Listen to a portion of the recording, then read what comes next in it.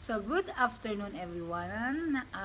Guys, sana supportahan nyo ako dito sa first kong pagbibigay ng reviews sa mga products, no? From now on, susubukan nating mag-review. So, since na mahilig tayo sa pets and fur mom ako, I'm a pet lover, ang una kong i-review, ang una kong i-share sa inyo, yung tried and tested ko na binibigay ko sa aking mga alaga.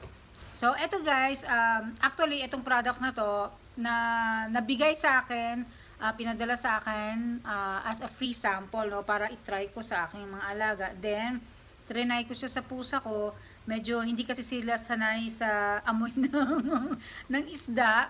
So, ang nagwagi at ang nakagusto si Jewel, yung aking golden retriever. So, ano ito guys? Excited na ba kayo? Well, ding ding ding. Yes! Ito yung Dr. Shiba na wild salmon oil. Wow! Ito guys, alam nyo, 2 weeks ko pa lang tong ginagamit sa kanya. Pero grabe, ang ganda-ganda na ng result. Yung katawan niya, gumanda. Then at the same time, yung balat niya, hindi na siya ganun naglalagas. Kasi based on my research, itong wild salmon oil, meron siyang omega-3 fatty acid. So, alam naman natin na ang omega-3 maganda sa katawan. Kahit nga sa mga tao, 'di ba, napakaganda niya sa katawan. So, isa sa benefits nito sa mga aso is napopromote niya yung heart health. Then at the same time, nagiging strong din yung mga bones nila. Pati marami pang health benefits sa mga pets natin na ibinibigay itong wild salmon oil. So ito guys, ang packaging nila is ganito. So meron siyang, ito may pump na to, ito. So dun sa mga interested, comment lang kayo para ma-share ko sa inyo kung saan to nabibili, no? Ang ganda nito, sobra, no? Dati kasi yung aking aso,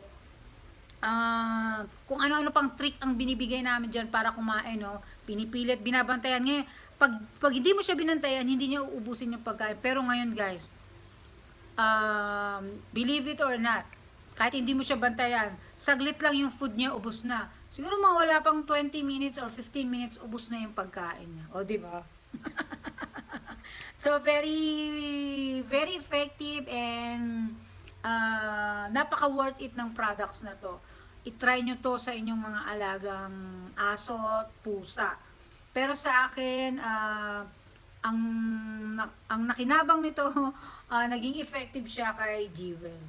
So guys, sana para makapagbigay ako sa inyo ng mas marami pang mga reviews, mga product reviews, please like, share, and comment. And also, subscribe na rin kayo dito sa aking channel. Yun lang guys. For now, yun lang muna. God bless everyone. Love, love, love.